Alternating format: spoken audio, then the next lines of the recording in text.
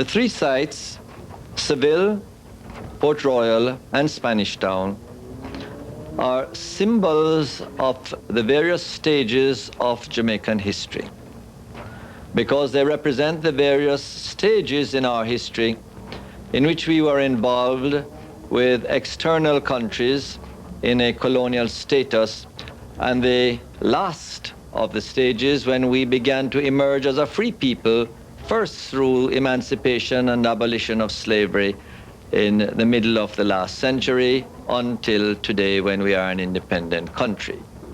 And that is why we are seeking to restore them. Not just because they are grand monuments, not just because Seville is one of the most important historical sites in the world, not because Port Royal is perhaps the most important underwater archaeological site in the world, because an entire town or was a city in those days is buried in 20 feet of water. Not because Spanish Town is one of the most beautiful Georgian squares in the entire world, but because in addition to all these things, they play a very symbolic role in our history and therefore in our national heritage.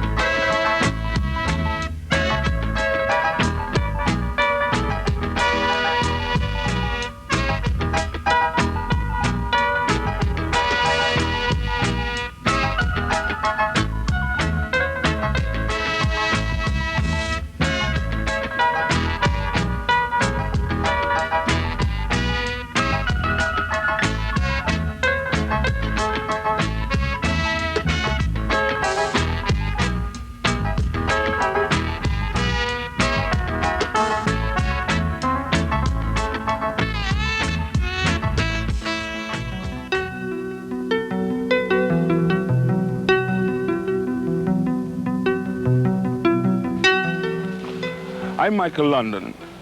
This is my birthplace, my country, a corner of the world I cherish for its infinite beauty, its generous soul, its rich and tumultuous history. Jamaica is a vibrant country which has played a major role in the shaping of our Western Hemisphere.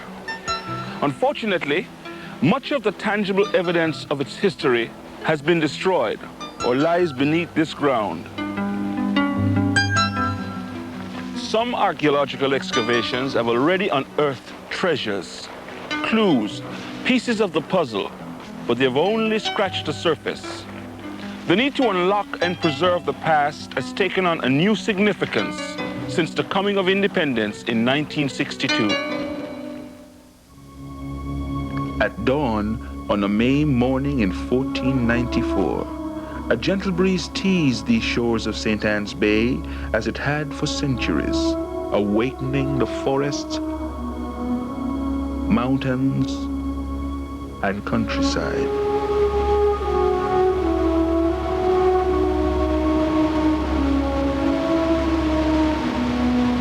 On this fateful day, the Arawak villagers, the sole proprietors of these pristine lands, tended their fruit crops of soursop, mammy apple, guava, and papaya. The farmers cultivated fields and gardens of manioc, sweet potatoes, maize, allspice, and a plant which later became one of the world's most important cash crops, tobacco.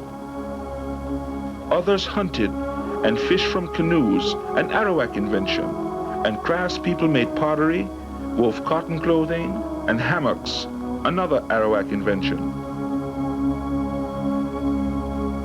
There was little to threaten the existence and culture of the Arawaks until the arrival of Christopher Columbus. Inspired by Marco Polo's discoveries in the Orient and his tales of the unfathomable riches of the Indies, Columbus, on his second voyage, searched the islands of the Caribbean for evidence that he had indeed found a new route to those fabulous lands. Hearing from the Cuban Indians about an island called Jamaica, or Land of the Blessed Gold, Columbus sailed south and anchored here at St. Anne's Bay on May 5th, 1494. Columbus found the Indians hostile, but their resistance broke after he let loose a ferocious bloodhound which savagely attacked them. On the third day following Columbus's arrival, a party of 6 Arawaks brought peace offerings of cassava, fruit, and fish. For the Arawaks, it would be their first encounter with Western diplomacy, commerce, and duplicity. For Columbus, Jamaica would be a brief conquest of minor consequence. Disappointing also, since no gold had been found. But he would see these shores again. In fact, the Arawaks would save his life. 9 years later, during his 4th voyage, he had to run his 2 battered, worm-eaten, sinking caravels onto St. Anne's Sand. Columbus was to be marooned here for a year until his rescue, surviving on food provided by the Arawaks. However, relations with the Arawaks, who worshipped the sun and the moon god, were often uncertain. When faced by an impending cutoff of food and fresh water by the Arawaks, Columbus, an experienced astronomer, threatened to extinguish the light of the moon god. Disbelief turned to horror as the innocent Arawaks witnessed a lunar eclipse predicted and dramatically embellished by Columbus. They quickly offered to resume their supplies if Columbus would restore the light of their god, which the slow passing of the Earth's shadow gradually revealed once again. His survival and life with the Arawaks would deeply affect Columbus for the remaining 3 years of his life. On his deathbed in Spain, he chose Jamaica as the single land he wished to bequeath to his heirs. This year-long encounter between 2 civilizations marked the painful birth of a new country. It also raised the curtain on an era marked by exploitation of man, upheavals, takeovers, heroic rebellions, wars, romance, defeats, and victories. Diego, Columbus's son, fulfilled his father's last wishes and established a town on the site of his father's 367-day ordeal. It was called Sevilla la Nueva, or New Seville. Loosely patterned on the layout of Seville in Spain, Nueva Sevilla grew rapidly around a fort, A governor's house, a stone church built by Arawak masons and never quite finished, and a sugar mill which produced 300 pounds of sugar yearly. Allspice, a native plant which Columbus had introduced to Spain, was also cultivated. The Spanish later introduced citrus fruits, the banana and the coconut palm, from the tropical possessions. But the settlement never thrived, and its future as the first capital of Jamaica would be short-lived. Surrounded by mangrove swamps where malaria and yellow fever-bearing mosquitoes bred, it was abandoned by most of its inhabitants after 25 years. New Seville later became a plantation under the British, and this great house is tangible evidence of that period. In 1534, a new capital was founded on the broad, fertile plains of the south coast of the island, at what is called today Spanish Town. The Spanish called it Villa de la Vega, or Town of the Plain. It became the center of administrative affairs for Spanish Jamaica. For all its beauty and fertility, Jamaica never attracted many colonists. Jamaica had no gold. Those who did settle were granted large parcels of land with Arawak slave labor to work the fields. To supplement Arawak labor, the Spanish turned to Africa, systematically importing Africans from the Gulf of Benin and what is now Nigeria. They brought the slave trade to the New World. Colonialism and slavery had emerged on this peaceful island, but the Arawaks, whom Columbus had called ingenious and free men, could not survive slave conditions. In less than 100 years, they would totally vanish, victims of the conquistadors' cruelty, diseases, and greed. Today, Jamaica retains its original Indian name, which translates not as the land of the blessed gold, but the land of wood and water, and honors the Arawaks on its national coat of arms. Jamaica had been the only New World settlement from which the monarchs of Spain failed to extract a profit. Jamaica became a supply depot in the conquest of Mexico and the lands to its south. To meet the conquistadors' need for food and horses, cattle and livestock were bred on the open savanna. In fact, it was the Africans who became herdsmen, hunters, and cowboys. Spain could have exploited the island's agricultural resources or even taken advantage of the island's strategic value. Instead, they left Jamaica defenseless, its coasts unprotected. In the aftermath of the 1640 Civil War in England, Oliver Cromwell, the new Lord Protector of the British Commonwealth, realized the strategic and political value of the Caribbean islands. Cromwell wanted to seize the more developed and richer islands of Puerto Rico, Hispaniola, and Cuba. But driven off Santo Domingo after a near massacre, the British expeditionary forces settled for the poorly defended consolation prize, Jamaica. It took 5 years of fighting against a die-hard group of Spaniards and Africans before victory was at last secure. The English soon realized what their predecessors had ignored, that Jamaica was indeed a prize worth taking and keeping. Fortifications were quickly built to defend against new enemies. In 1660, to celebrate the restoration of the English monarchy, this site was christened Port Royal. This garrison, originally called Fort Cromwell, was renamed Fort Charles in honor of King Charles II. By 1690, 6 forts containing 300 large cannon would render Port Royal impregnable.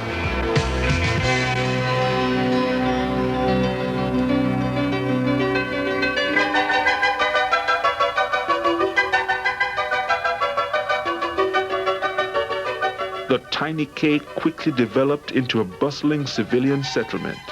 In 1688, 8,000 people lived here. 5,000 English and Scots, a few Spaniards, and 3,000 Africans. There were also as many as 2,000 visitors in town on any given day. What had attracted them in such numbers? And why had they flocked to Port Royal? They simply went where the money was. Gold, silver, pearls, and emeralds circulated freely in the streets. In the harbor, large English merchantmen unloaded their cargoes of European goods, textiles, tools, paper, and glass.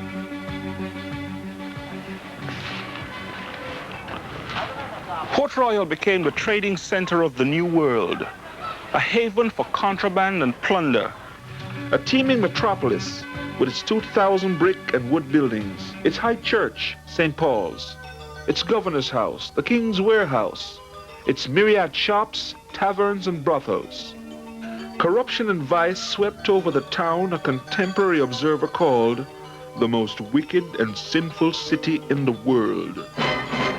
Chief among the revelers were adventurers, assorted cutthroats, and the men whose exploits were to be immortalized by Hollywood, and who brought Port Royal its lasting fame, the Buccaneers.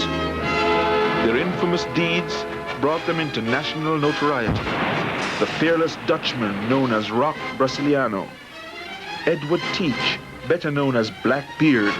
Towering above them all was Captain Henry Morgan, who elevated himself to commander of all Port Royal privateers. The British tacitly encouraged these swashbuckling commandos. They performed a great service for England and its infant colonies by containing Spanish sea power in the Caribbean. On Tuesday, June 7, 1692, Port Royal paid for its sins. Suddenly, without warning, at 20 minutes before noon, the earth opened to swallow what many regarded as a modern-day Sodom. A tidal wave followed the earthquake, engulfing 2/3 of the town, which still today lies beneath the sea.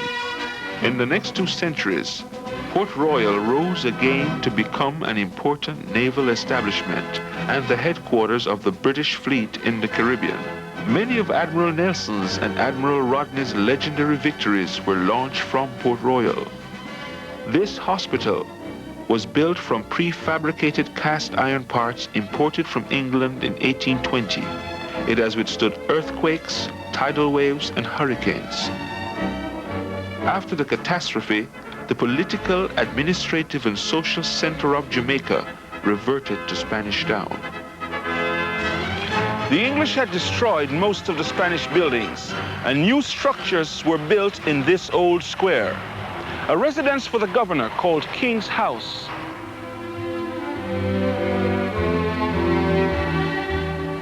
A house of assembly to accommodate the colonial government.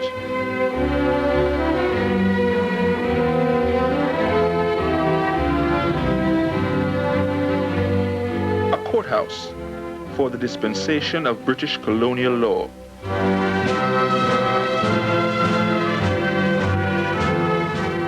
And a Rodney Memorial, erected to commemorate Admiral Rodney's victory over the French at the Battle of the Saints.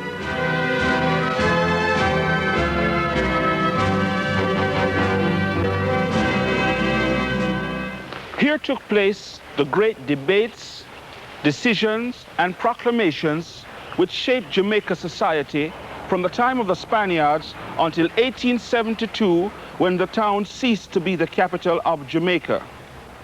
It was here that news of the latest political crises circulated. This square saw all the great figures who visited from abroad: Horatio Nelson, Captain Bligh, and Simon Bolivar. Jamaican patriots like George William Gordon and Paul Bogle came here also, seeking ways to improve life for the Jamaican people. Not all of the colony's wealth was lost with the destruction of Port Royal. In fact, much of the riches accumulated by the pirates stimulated the development of Jamaica's plantation economy. The British decided to bank on sugar when they seized Jamaica, and by 1739, the number of sugar plantations all over the island had grown to over 430. Jamaica was about to become the single largest producer of sugar on earth. Jamaica's sugar-based rum exports, especially to the New England colonies, reinforced the island's role as the leading commercial and trading center in the Western Hemisphere. This fact contributed to the refusal of King George III to accept an offer to swap Jamaica for the 13 American mainland colonies. The establishment of such a powerful sugar industry is one of the most significant industrial developments in modern history. It could be argued, in fact, that the Industrial Revolution actually started in the West Indies with the development of highly productive and profitable sugar plantations at a time when the only European industry was shipbuilding. The English brought thousands of Africans from all over the western coastal belt of the continent to work as slaves on these plantations. And by 1800, they numbered more than 300,000, or 9/10 of the population. While the English denied them their freedom, they could not suppress their African heritage. They brought their own music and dance, languages and religions. Many of these influences are still reflected in today's Jamaica.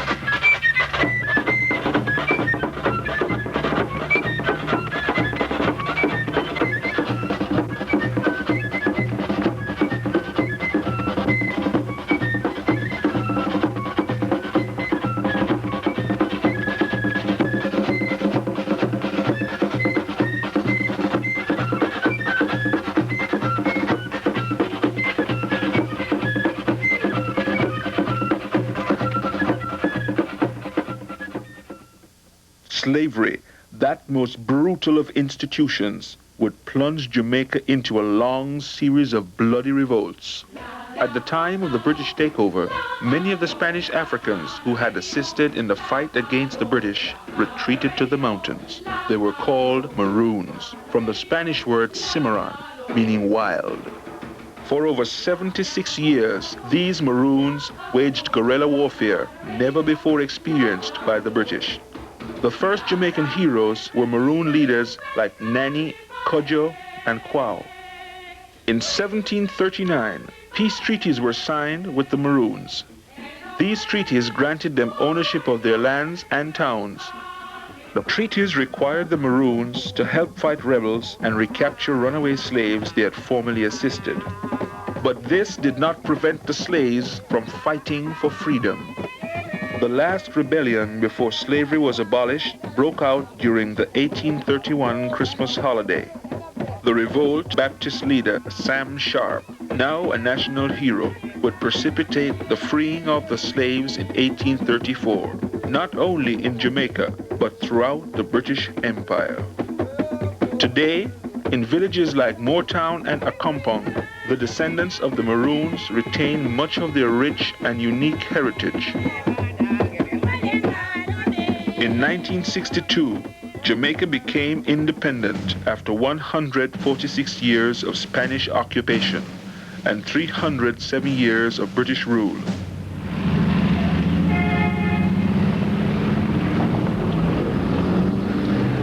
Today, Jamaicans live as a free people. They cherish the right to vote in free elections, to speak their minds without fear, to worship as they wish, to move freely, and to express themselves freely and creatively.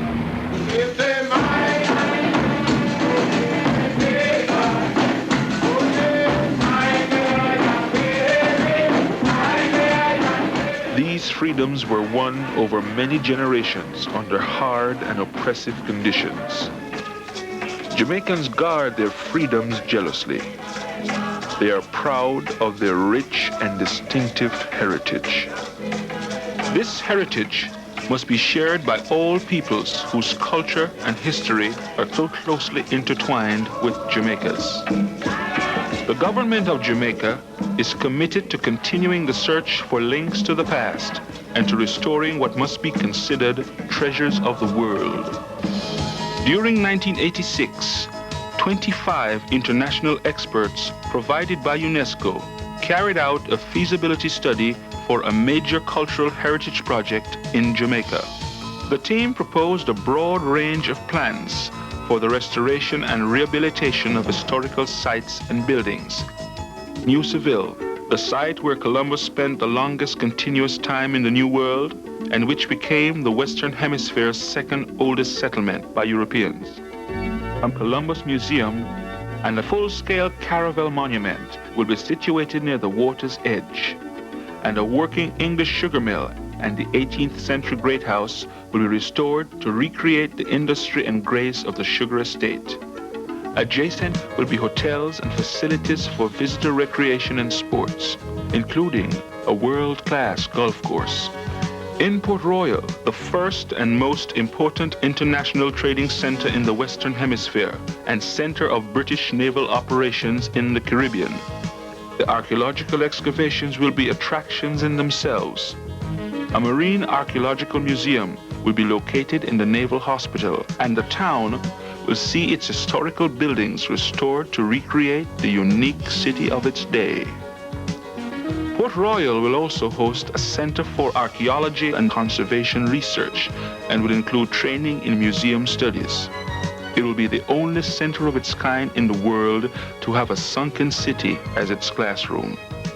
In Spanish Town, the heart of the Crown's richest colony, whose main square witnessed the great proclamation for the abolition of slavery. The 1801 prefabricated cast iron bridge leading into the town will be restored to its original elegance. The entire square will be an open national museum and archives. Parts of the museum will be devoted to centers for national conservation and training, Jamaican and Caribbean studies. This ambitious project will play a major role in the cultural appreciation and education of Jamaicans and visitors alike. Tourists who already enjoy Jamaica's world-renowned beaches and resorts will swell to even greater numbers. They will come to see and experience the rich blend of cultures which has made Jamaica out of many one people. Jamaica.